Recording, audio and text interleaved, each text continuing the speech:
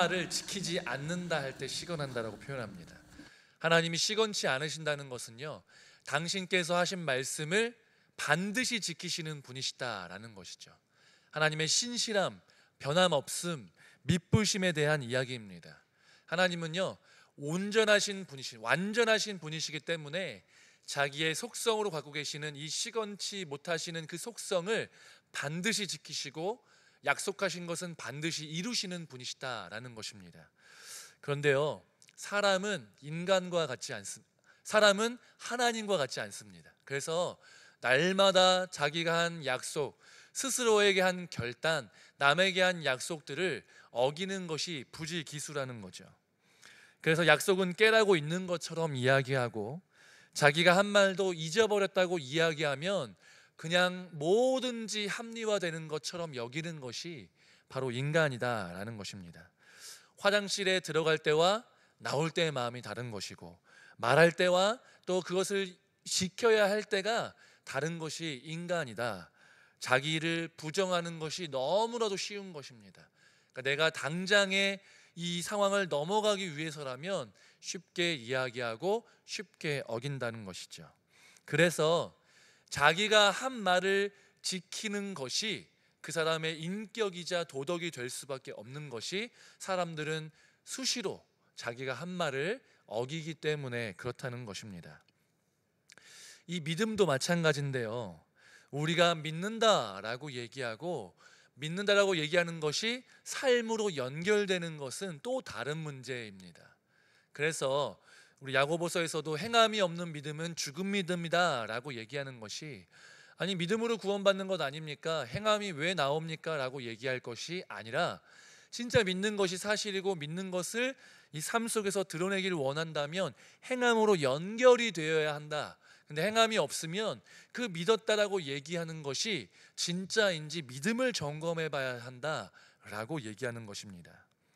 그래서 이 믿는 것이 단순히 고백되어지는 것도 너무 감사하지만, 믿는 것이 고백되고 삶으로 연결되는 것까지 해야 그것이 진정 우리의 믿음이라고 볼 수 있는 것입니다. 오늘 말씀을 보면요, 오늘 말씀 속에서 어떤 한 가지 문제가 발생했는데, 이 발생한 문제가 세상적으로 봤을 때는 아무 문제 없는 일인데도 불구하고 하나님의 말씀에 순종하지 않고 믿음과 삶이 연결되지 않는 그런 일로 생긴 문제이고, 그래서 느헤미야가 그것을 고치는, 또한 그것을 회복하는 과정 가운데 오늘 말씀이 기록이 되어 있습니다. 그래서 오늘 말씀을 통해서 이 믿는 것과 사는 것이 어떻게 연결되어야 되고 왜 연결되어야 되는지 함께 살펴보고자 합니다. 여러분, 성벽 제거는요, 지금까지 말씀을 나눴던 것처럼 신앙의 정말 중요한 일입니다. 우리의 무너진 신앙을 세우고 예배를 회복하고 또 아버지 하나님과의 관계를 더욱더 단단히 하는 것이 너무나도 중요하다는 것이죠. 그런데 이 하나님을 향한 신앙을 회복하는 성벽 재건을 완수하는 과정 가운데 유다인들에게 문제가 발생합니다. 어떤 문제가 발생하냐면, 유다 사람들 간에 여러 가지 이유 때문에 돈을 빌려주고 빌리고, 이런 상황 속에서 이자와 원금을 갚지 못해서 저당 잡혔던 것들이 팔려가고, 심지어 더 나아가서는 자녀들을 종으로 팔아버리는 일들까지 지금 오늘 말씀 전에, 또한 오늘 말씀 속에서 벌어지고 있는 것입니다. 여러분, 이런 유다인들의 채권 채무 관계가 성벽 재건 전후 언제 벌어졌는지는 정확하게는 알 수 없는데요, 그런데 이들이 동족들 사이에서 빚을 지게 된 이유들이 몇 가지가 있습니다. 오늘 말씀 2절을 보면요, 자녀가 많아서 양식을 얻어먹고 살아야 하기 때문에 빚을 지게 된 경우가 있습니다. 3절을 보면요, 흉년이 닥쳤는데 이 시간을 넘어가기 위해서 포도원과 또 집을 저당 잡히고 곡식을 얻기도 했습니다. 4절 말씀을 보면 세금 문제로 인해서 세금을 낼 돈이 없기 때문에 그것을 위해서 밭과 포도원을 저당 잡혀서 돈을 빌리기도 했다는 것입니다. 그러니까 여러 가지 이유가 있는데 어쨌든 돈을 빌렸다라는 것입니다. 근데 빌렸는데 갚지 못하는 상황으로 인해서 저당 잡힌 것들을 빼앗기고 자녀가 종으로 잡혀가는 일들이 발생했다는 거죠. 사실은 이것은요, 지금 우리의 관점으로 보거나 혹은 그 당시 세상 사람들의 관점으로 보면 아무런 문제가 아닙니다. 단지 안타까운 상황이 벌어진 것은 맞지만 문제될 것은 없었습니다. 왜냐하면 그들은 그냥 자기의 여러 가지 이유 때문에 빚을 지게 되었고, 또한 그것을 상환할 능력이 되지 않았기 때문에 저당 잡힌 것을 빼앗겼고 자녀들이 종으로 팔려갔을 뿐입니다. 오늘날의 기준으로 봐서는 어떻게 자녀를 종으로 팔 수 있느냐, 좀 과하다라고 할 정도는 그것은 있겠지만, 그럼에도 불구하고 이 유다인들이요, 서로에게 불법을 행한 것은 아니라는 거예요. 그냥 정상적인 경제 활동이었다라고 볼 수 있는 거죠. 이 느헤미야 시대보다 조금 더 앞선 시대지만, 이 당시 고대 바벨론 그 이후의 시대 보면요, 법전을 보게 되면 함무라비 법전, 에시눈나 법전에 이 대부금과 관련된 이자율이 나와 있습니다. 현금은 20%, 곡물은 33%라는 고금리였습니다. 아시리아에서는 현금 25%, 현금을 빌렸을 때 25%, 곡물을 빌렸을 때는 50%로 그 이자가 규정되어 있습니다. 매우 과도한 이자죠. 이런 대부금은요, 사실은 사람들을 구제하기 위한 그런 자비와 긍휼의 목적으로의 방법보다는 있는 자들이 없는 자들의 재산을 더욱더 강탈하고자 하는 그런 비인격적인 법과 규정들이 어떤 그런 목적이 더 강했습니다. 그런데 유다인들이 지금 이미 나라가 망했고 페르시아와 바벨론에 잡혀갔다가 돌아왔고요, 거기서의 문화와 관습에 이미 몸이 배었고, 현재 이스라엘 지역 예루살렘에 살고 있긴 하지만 여기도 국적으로 따지자면 나라로 보면 페르시아 땅입니다. 그러니까 사실은 이렇게 이자를 매기고 이자에 대한 어떤 저당을 잡고, 또한 그걸 갚지 못했을 때 그 자녀들을 종으로 빼앗는 것, 이것은요 불법적인 일은 아니었다는 겁니다. 합법이었습니다. 그런데 문제가 뭐냐면, 합법이었는데도 불구하고 하나님이 이런 세상의 문화, 세상의 규율, 세상의 관점을 따르지 않기를 바라셨는데, 그 하나님의 뜻에 순종하기보다 내가 세상 법적으로 아무런 문제가 되지 않기 때문에 자기 동족들을 종으로 삼고 과도한 이자를 매겨서 자신들의 이득을 취하는 일을 했기 때문에 문제가 되었다라는 것입니다. 여러분, 하나님은 이렇게 일하기를 원하시지 않았습니다. 출애굽기 22장 25절부터 27절 말씀에 기록되어 있는 것을 보면요, 이렇게 기록되어 있는데요, 네가 만일 너와 함께한 내 백성 중에서 가난한 자에게 돈을 꾸어주면 너는 그에게 채권자같이 하지 말며 이자를 받지 말 것이며, 네가 만일 이웃의 옷을 전당 잡거든 해가 지기 전에 그에게 돌려보내라. 그것이 유일한 옷이라. 그것이 그의 알몸을 가릴 옷인즉 그가 무엇을 입고 자겠느냐. 그가 내게 부르짖으면 내가 들으리니 나는 자비로운 자임이니라. 이자를 받지 말라는 것입니다. 레위기에는 이렇게 기록되어 있습니다. 네 형제가 가난하게 되어 빈손으로 내 곁에 있거든 너는 그를 도와 거류민이나 동거인처럼 너와 함께 생활하게 하되, 너는 그에게 이자를 받지 말고 내 하나님을 경외하여 내 형제로 너와 함께 생활하게 할 것인즉, 너는 그에게 이자를 위하여 돈을 꾸어주지 말고 이익을 위하여 네 양식을 꾸어주지 말라. 나는 너희의 하나님이 되며 또 가나안 땅을 너희에게 주려고 애굽 땅에서 너희를 인도하여 낸 너희의 하나님 여호와이니라. 너와 함께 있는 내 형제가 가난하게 되어 내게 몸이 팔리거든 너는 그를 종으로 부리지 말고 품꾼이나 동거인과 같이 함께 있게 하여 희년까지 너를 섬기게 하라 라고 기록이 되어 있습니다. 여러분, 하나님의 율법을 통해서 우리에게 무엇을 말씀하시냐면, 이자를 받기 위해서 돈을 빌려주지 말라고 합니다. 그러니까 돈을 빌려주는 것을 금한 게 아니라, 돈을 빌려줘서 받게 될 이 과도한 이자, 그 당시에 이 과도한 이자를 통해서 이익을 보려고 네 동족들에게 돈을 빌려주지 말라라고 얘기합니다. 그리고 그렇게 돈을 빌려준 이후에 그런 다음에 종으로 삼지 말고, 또한 저당 잡는 것도 과도하게 하지 말고, 또한 그 사람이 혹시나 종으로 팔려오게 되면 종처럼 여기지 말고 품꾼처럼, 그러니까 돈을 주고 고용한 일꾼처럼 대하고 또 형제처럼 대해서 거하다가 희년이 되면 놓아줘라 라고 지금 우리에게 말씀하고 계신 것입니다. 하나님은 이렇게 이 말씀을 통해서 우리에게 서로를 대할 때 자비와 긍휼로 대하라고 말씀하시거든요. 근데 이게 단순히 우리에게 과도한 요구를 하시는 것이 아닙니다. 왜 내가 너희에게 이런 삶을 요구하느냐? 내가 너희에게 이렇게 행했기 때문이다 라고 말씀하십니다. 여러분, 이 사람들은, 이 이스라엘 백성들은요, 지금 출애굽기 레위기 말씀을 받을 때 어디서 받았느냐? 시내산, 이제 막 이집트에서 노예로 살다가 막 나와서 시내산에서 율법을 받을 때 이 말씀을 받았다는 겁니다. 너네 방금 지금 노예에서부터 탈출했지, 노예에서의 삶이 얼마나 고되고 힘들었니? 너희가 근무 시간도 근로 시간도 뭐 하루에 8시간 이렇게 정해져서 했니? 아니지. 아침부터 밤이 될 때까지, 불이 없을 때까지 계속 일했습니다. 또한 그들이 일할 뿐만 아니라 그 일한 것에 대한 적정한 대가를 받았습니까? 그렇지 않았죠. 무작정 과도한 노동에 시달렸고 고통받았고 압제당했습니다. 그런데 너희가 그렇게 압제를 당해서 고통받는 것을 내가 듣고 너희를 노예로부터 건져서 지금 자유민이 되게 했다. 또한 앞으로 너희에게 가나안 땅에 들어가게 할 것이다. 내가 너희를 자유롭게 했는데 너희가 서로를 향해서 노예 삼고 또한 자유롭지 못하게 학대한다면 내가 너희를 그 구원한 이유와 목적에 맞게 살고 있는 것이냐? 그렇지 않다.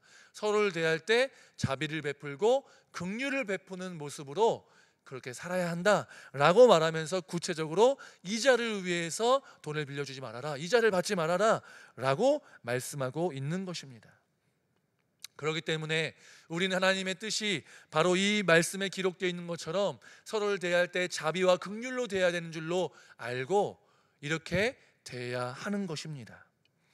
그런데 이 이스라엘 백성들이 페르시아에서 살았고 바벨론에서 살았고 그 당시 문화 속에서 돈 빌려주고 과도한 이자 받고 대출해주고 이런 것들이 몸에 뱄기 때문에 그 습성대로 법대로 했던 것입니다. 그랬을 때 느헤미야가 뭐라고 얘기합니까? 5장 6절 말씀에서 내가 백성의 부르짖음과 이런 말을 듣고 크게 노하였으나 라고 말합니다. 사실요, 유다 백성들은요 악행을 저지른 게 아닙니다. 나쁜 짓을 해서가 아니에요. 불법을 저질러서가 아니에요. 하나님의 자비와 긍휼을 몰랐고 율법을 몰랐고 지금 율법이 많이 희미해진 이 시대 가운데서 하나님의 뜻이 무엇인지 분별하지 못했기 때문에 그냥 세상 사람들 하던 대로 했기 때문에 이 느헤미야가 이것이 잘못된 것이다라고 이야기하고 있는 것입니다. 너희가 세상 사람들과 동일하게 산다면 너희가 구원받은 백성으로서 올바른 모습대로 살고 있는 것이냐? 그렇지 않다. 하나님의 말씀은 무엇이라 얘기하느냐?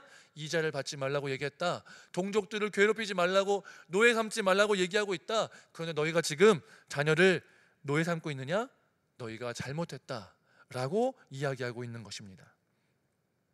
그러면서 무엇이라 얘기하냐면 이자 받기를 그치자, 우리 형제를 종으로 팔지 말자 라고 지금 이야기하고 있는 것입니다. 여러분, 근데요 이게 쉬운 일일까요?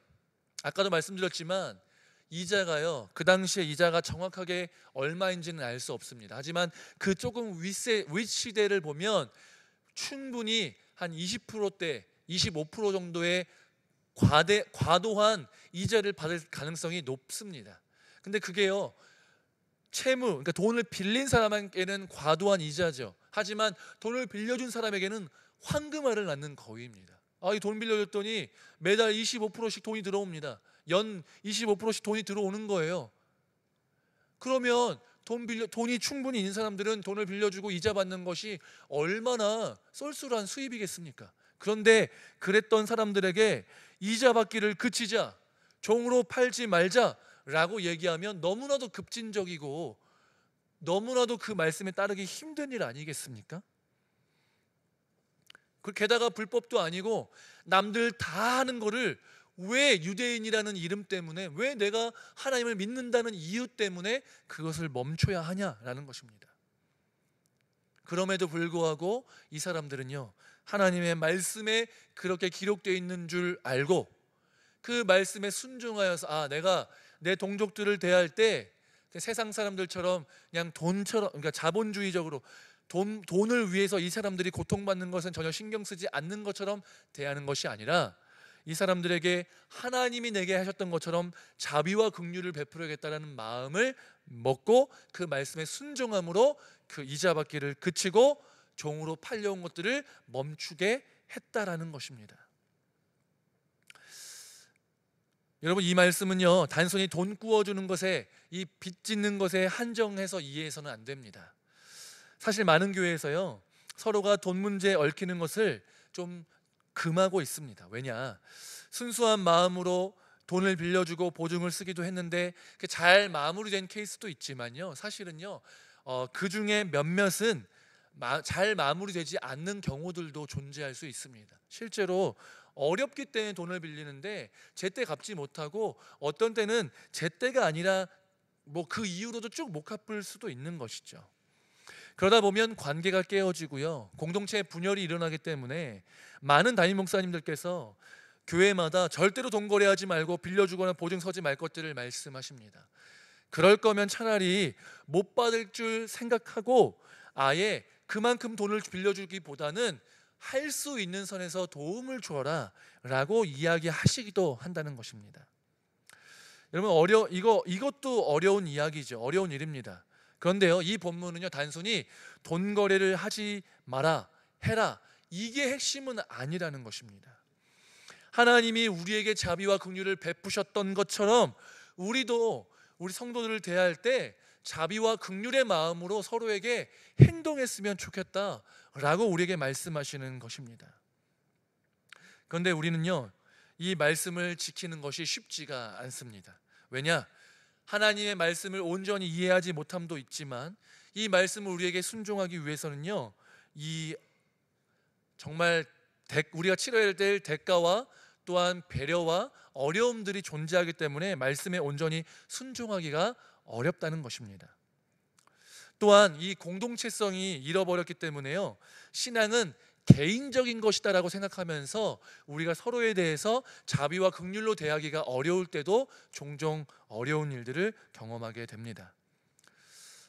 여러분, 하지만 이 교회는요, 성삼위일체 하나님, 이 하나님이 우리에게 당신의 연합 가운데로 들어와라 라고 말씀하시는 이 하나님의 초대 가운데 부름받은 우리는요, 하나님과만 연합한 것이 아니라 하나님과 연합해서 당신의 자녀된 이 한 사람 한 사람들이 모인 우리 서로가요, 서로를 향한 사랑과 자비의 마음을 가지고 관심을 갖고 또한 사랑으로 대해야 한다는 것입니다. 공동체임을 인정해야 한다는 것이죠.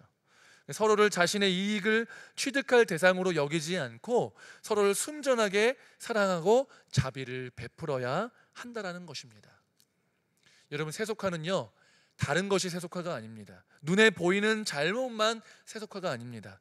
술 마시고 담배 피고 성적 문제 일으키고 이런 것들도 세속화이고, 그런데 이런 것들만 안 일어나면 괜찮겠지가 아니고요, 시대가 변화되고 또 세상의 기준과 흐름에 따라가면서 하나님의 말씀, 그런 세상 속에서 하나님의 말씀 가운데 어떻게 하면 순종할 수 있을까를 고민하고 하나님의 말씀에 순종하지 않으면 그게 바로 세속화라는 것입니다. 그냥 옛날에 하던 것들을 변화하지 않으면, 전통을 고수하면 세속화되지 않는 것이라고 생각하면 안 됩니다. 왜냐? 예전에 해오던 것들 중에서도 하나님의 말씀에 어긋나는 것이 있거나 한다면 그것도 세속적인 것이 될 수 있기 때문에 그렇습니다. 그래서 우리는 우리가 하는 모든 행위, 신앙의 행위, 종교의 행위, 또한 삶에서 살아가는 모든 삶의 행위 속에서 하나님의 말씀과 뜻이 배제되어 있지 않은지, 하나님 말씀에 순종하고 있는 것인지 아닌지를 점검하여서 내 삶이 하나님의 말씀에 순종하도록 해야, 그때야 비로소 세속화되지 않을 수 있다라는 것입니다. 그래서 이러한 것을 위해서 구체적인 해법이 필요한데, 가장 먼저는 하나님의 말씀이 우리 안에 깊이 들어와야 한다는 것입니다. 하나님의 말씀을 깊이 이해하는 것이 필요하다는 것입니다. 왜냐? 우리가 이 땅에서 하나님의 뜻을 분별할 수 있는 유일한 기준은 하나님의 말씀이기 때문에 그렇습니다. 근데 우리는 생각해요. 제가 예전에 이제 제가 모교가 그 합동 측이 아니라 통합 측이었는데 뭐 교회마다 조금씩 다르긴 합니다. 근데 이제 같이 신앙생활 하던 이 형 누나들이 하던 얘기가 있어요. 어떻게 말씀대로 살 수 있냐? 말씀은 말씀이고 우리의 실제 삶은 실제 삶이지 다르지 않냐라고 얘기합니다. 물론 다른 부분이 있습니다. 그러나 이것이 옛날에 기록되어 있는 말씀이지만 이대로 그대로 문자 그대로 행한다는 것이 아니라 이곳에 담겨 있는 하나님의 정신과 그 뜻을 현대적으로 해석을 해서 오늘날 우리 가운데 순종하고 따르는 일들이 필요하다라는 것이죠. 그렇기 때문에 우리의 삶의 어떤 모든 근간의 기준으로서 하나님의 말씀을 올바로 또한 깊이 많이 알게 되고 이해함을 통해서 우리가 하나님의 뜻에 순종하며 그런 공동체를 만들어갈 수 있는 것입니다. 그래서 하나님과 교제하고 하나님을 사랑하는 일들이 이루어진 다음에 이웃사랑이 우리 삶 가운데 이루어져야 한다는 것입니다. 이웃을 위한 기도와 구제의 손길로 연결되어야 하는 것이죠. 그런데 이렇게 구제할 때도요, 여러분, 구제의 내용이, 구제의 대상이 웬만하면 드러나지 않도록 해야 합니다. 예수님께서 오른손이 한 일을 왼손이 모르게 하라고 하셨잖아요.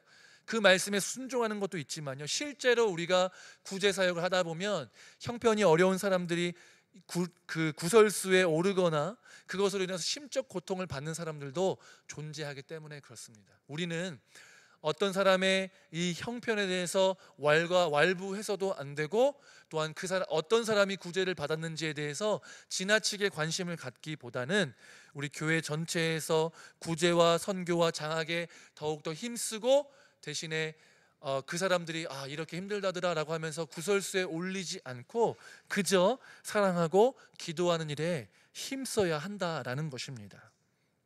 또한 우리는요, 공동체성을 회복해야 합니다. 하나님이 하나 되신 것처럼, 성삼위일체 하나님이 하나 되신 것처럼 우리도 하나 되는 것이 우리에게 주신 사명이고 또한 우리에게 주신 명령임을 기억하고, 또한 그렇게 하나 되었을 때 참된 기쁨과 은혜를 경험할 수 있다는 사실들을 기억함으로 우리가 하나 되기를 더욱더 힘써야 된다라는 것입니다. 근데 여러분, 하나 되는 것은요, 너무 어려워요. 너무 어렵습니다. 왜냐? 다르게 살아왔고요, 이야기하는 방식, 모든 게 다르기 때문에 진짜 어렵습니다. 그런데 그럼에도 불구하고 그냥 싸우지 않으면 잘 지내는 겠거니라고 여기는 것이 아니라요, 서로에 대해서 관심을 가져야 합니다. 그 사람이 허락하는 한도 안에서 관심을 갖고 사랑을 베풀어야 합니다. 느헤미야는 자신의 동족들의 아픔과 어려움에 대해서요, 이렇게 서로 사랑하고 이자 받고 뭐 이런 것들을 다 금하라 라고 얘기하면서요, 너희들만 해라 라고 얘기하지 않고 있습니다. 느헤미야가 스스로 솔선수범해서 나부터 이런 일에 힘쓰겠다 라고 이야기하고 있습니다. 그렇다는 얘기는요, 공동체가 하나 되고 공동체가 하나님의 자비와 긍휼로 가득하기 위해서는요, 남들을 이야기하기 전에 먼저 나를 이야기한다는 것입니다. 그리고 솔선수범이 이루어져야 한다는 것입니다. 목사도, 장로도, 권사도, 집사도 공동체 안에 있는 아픔과 슬픔 혹은 어려움이 있을 때에 거기에 그것을 극복하기 위해서 동참하는데, 또한 서로 사랑하는 일에 솔선수범해야 한다는 것입니다. 남들을 지적하는 것이 아니라 내가 먼저 해야 한다는 것이죠. 그렇기 때문에 제가 먼저 성도님들을 사랑하기로 힘쓰기를 결단합니다. 또한 제가 먼저 하나님을 예배하는 예배제가 되기를 결단합니다.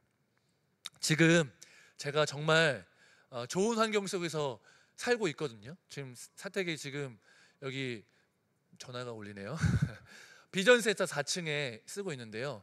또 이렇게 귀하게 공간 이제 권사님들도 쓰시고 이랬던 공간인데 또 저에게 임시적으로 또 허락하셔서 제가 지금껏 한 약 40년 살았는데 제가 살던 집 중에서 제일 좋은 집에서 살고 있습니다.